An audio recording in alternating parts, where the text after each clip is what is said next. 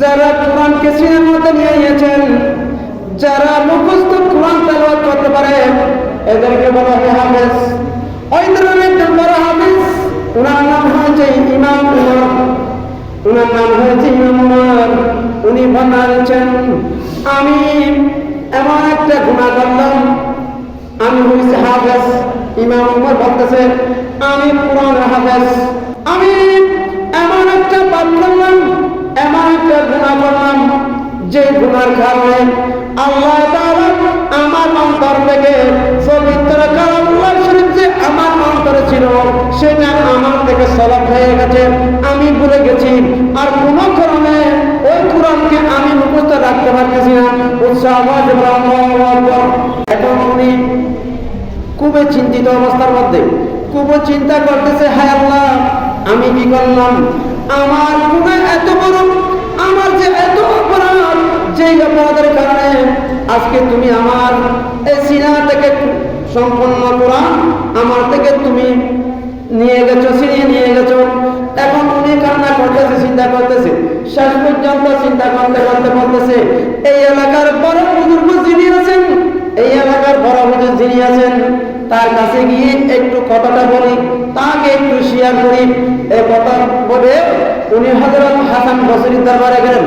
দরবারে যাওয়ার পরে বলতেছে, হুজুর, আমার মনে অনেক ব্যথা, আমি খুবই চিন্তিত, আমার মতো নাহাদা নারায়ক হতভাগা আর কেউ নেই।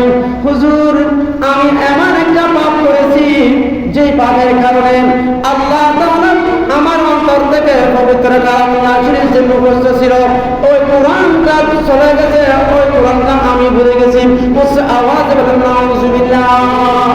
হুজুরের কাছে এক কথা বলার পরে হুজুর বলতেছে, কিছুদিন পরে হজ হবে।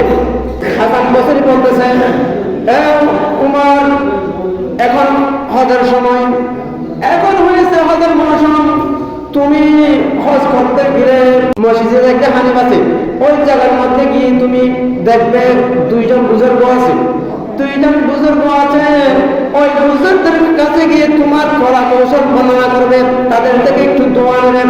হয়তো তোমার দোয়া আল্লাহ তাআলা কবুল করতে পারে, আল্লাহ তাআলা তোমাকে আবার কোরআন যে ভুলে গেছো সেটা আবার দিয়ে দিতে পারেন। এই কথা বলার পরে উনি চিন্তা করলেন, ঠিক আছে, এখন হজের মৌসুম, উনি হজে গেলেন।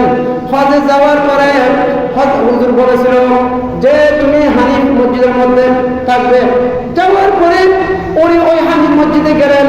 যাওয়ার পরে দেখতেছে আসরের সময় হলো, উনি যেতে আসরের সময় হলো, দেখতেছেন ওনার সম্মুখে অনেক মানুষ বসে গল্প গুজব করতেছে। গল্প গুজব করতে করতে কিছুক্ষণ পরে দেখা যায় আরেকজন সাদা পাগড়ি করে, সাদা পোশাক পরে আরেকজন মানুষ আসলেন।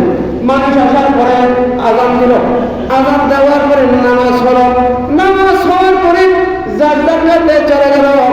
ওইখানে যে কথা বলছিল ওদের মধ্যে ওই ব্যক্তিটা থেকে গেল। থেকে যাওয়ার পরে যিনি এই বছর থেকে গেছেন, উনি বলতেছে, হুজুর, আপনার সাথে একটু কথা বলতে পারবো? আপনার সাথে আমার কিছু কথা আছে। বড় বড় হুজুর, আমি খুবই অপরাধী, আমি খুবই পাপী, আমি ছিলাম একজন কোরআনের হাফেজ, আমার অনেক পড়া মুখস্থ ছিল, অনেক হাদিস মুখস্থ ছিল, কিন্তু এখন আর মুখস্থ একটাও নাই, বিন্দু মাত্র নাই। হুজুর, আমি আমার জন্য একটু দোয়া করেন।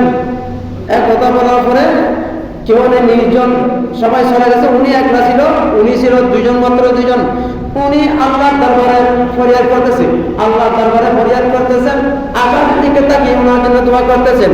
উনি দোয়া করতে দোয়া শেষ সবার আগে এই চোখের জমির দিকে নামার সাথে সাথে ওই ব্যক্তি উমর বলতেছে, সম্পূর্ণ কোরআন আমার মুখস্থ আবার চলে আসলো। উচ্চ আওয়াজে বলেন সুবহানাল্লাহ। চলে আসার পরে উনি বলতেছেন, তোমাকে এখানে কে পাঠিয়েছেন? উমরকে বলতেছে, উমর, তোমাকে এখানে কে পাঠিয়েছে? তখন উমর বলতেছে, হুজুর, আমাকে বসরা শহরের যিনি হযরত হাসান বসরি, উনি আমাকে এইখানে পাঠিয়েছেন। সুবহানাল্লাহ। তখন উনি মনে মনে ভাবল, আমি তো এই ধরনের সম্মান আল্লাহ আমাকে দিয়েছে, পৃথিবী পৃথিবীতে আমি কাউকে দেখাই নাই, আমি কাউকে বলিও নাই। যখন হাসান বসরি আমার গোপন তথ্য প্রকাশ করে দিয়েছে, যখন আমার তথ্য ফাঁস করে দিয়েছে, আমিও ফাঁস করে দেব।